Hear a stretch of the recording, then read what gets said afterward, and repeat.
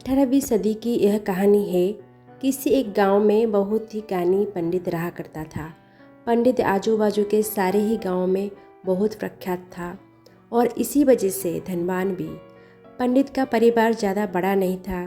पंडित अपनी पत्नी के साथ अपने बहुत बड़े घर में अकेला रहता था, क्योंकि पंडित का कोई बेटा था नहीं और एक बेटी थी जिसका विवाह पास के गांव वाले एक लड़के से हो चुका था। पंडित ने शादी से पहले अपने होने वाले दामाद की अच्छे से जांच पड़ताल की थी और अपनी बेटी का भविष्य भी ठीक से पढ़ा था। तब जाकर उसने बेटी की शादी की थी। लेकिन चंद सालों में ही पंडित का दामाद बुरी आदतों के चंगुल में फंस गया। जुआ और शराब की बुरी लत ने उन्हें सड़क पर लाकर रख दिया। अपने बेटी की ऐसी दुर्दशा देखकर पंडित की पत्नी काफ़ी दुखी होती थी और अक्सर पंडित को कहा करती थी, तुम जाकर उनकी मदद करो। पंडित हमेशा अपनी बीवी को यह कहकर उनकी मदद करने के लिए मना कर देता था कि अभी कुछ समय तक उनका बुरा वक्त चलना है। हम चाहे कितने भी कोशिश कर लें, वो उनके नसीब में नहीं है, वह उन्हें नहीं मिल पाएगा। पंडित की ऐसी बातों से उसकी पत्नी काफ़ी दुखी हो जाया करती थी और मन ही मन सोचती थी कि कैसा स्वार्थी पिता है, अपनी बेटी को इतने कष्टों में देखकर भी उसकी मदद करने के लिए मना करता है। आखिर भगवान ने जो इतना सारा धन धान्य दिया है उसका क्या करेंगे। हमें कोई और औलाद भी तो है नहीं, लेकर एक ही बेटी है और उसके लिए भी कुछ नहीं करेंगे तो किसके लिए करेंगे। पंडित ऐसा नहीं सोचता था। ऐसा नहीं है कि पंडित अपने पुत्री से प्रेम नहीं करता था, लेकिन उसने अपनी पुत्री की कुंडली इतने अच्छे से पढ़ी थी और वह यह पहले से ही जानता था कि वह चाहे किसी भी लड़के से शादी करती, लेकिन उसके जीवन में यह समय आने वाला ही था और बिना इसे भुगते उसको छुटकारा नहीं मिलने वाला था। एक दिन खाने पीने के लिए भी मोहताज हो चुके पंडित की बेटी और दामाद उसके घर पर आए।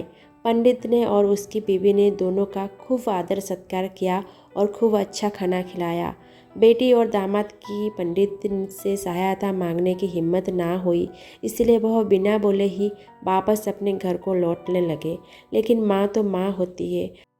पंडिताइन से रहा नहीं गया और बिना पंडित के इजाज़त के उसने चोरी छुपे बूंदी के लड्डू बनाकर उसमें सोने के सिक्के रख दिए और बेटी और दामाद को दे दिए, ताकि बेटी और दामाद की कुछ आर्थिक सहायता हो सके।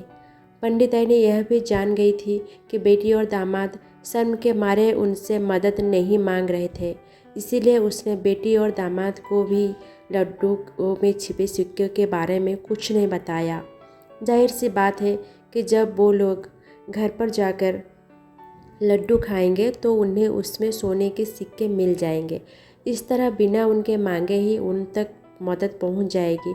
सोचकर पंडिताई ने मन ही मन अपने बेटी की मदद करने के लिए खुश होने लगी कि दामाद और बेटी उन दोनों की आशीर्वाद लेकर अपने घर की तरफ रवाना हो गए। उन दिनों गाड़ियाँ तो होती नहीं थी, घोड़ा गाड़ी या बैलगाड़ियाँ चलती थी।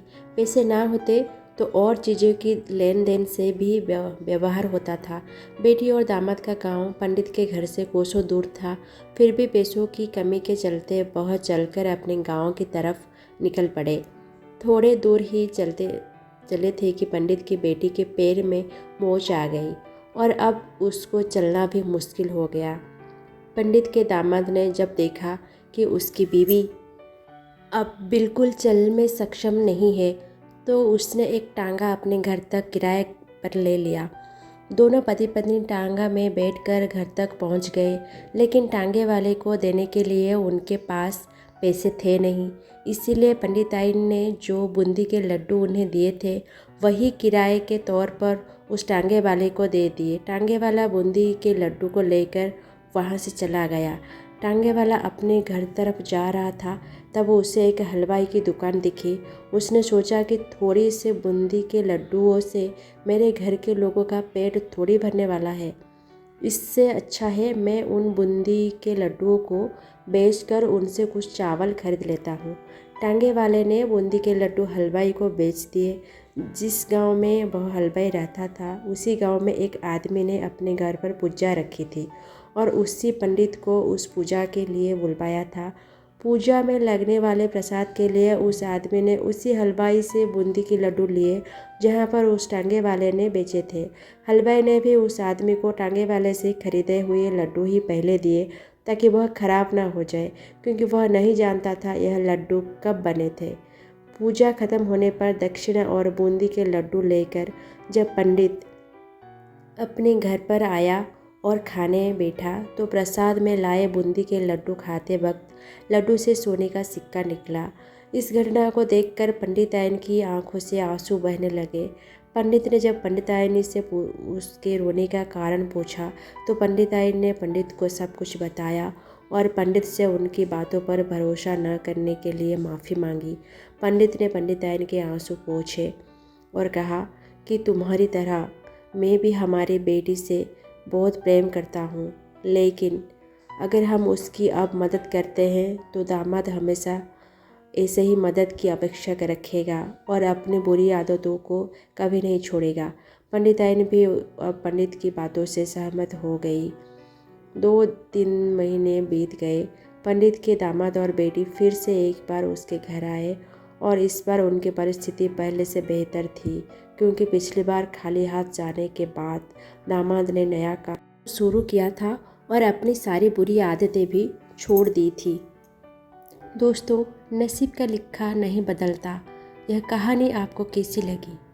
क्या आप भी नसीब पर भरोसा रखते हैं या फिर आप उन लोगों में से हो जो अपना नसीब खुद अपने हाथों से लिखना चाहते हैं? अगर ये वीडियो आपको अच्छा लगा हो तो इसको लाइक कीजिए और हमारे इस चैनल को सब्सक्राइब कर दीजिए।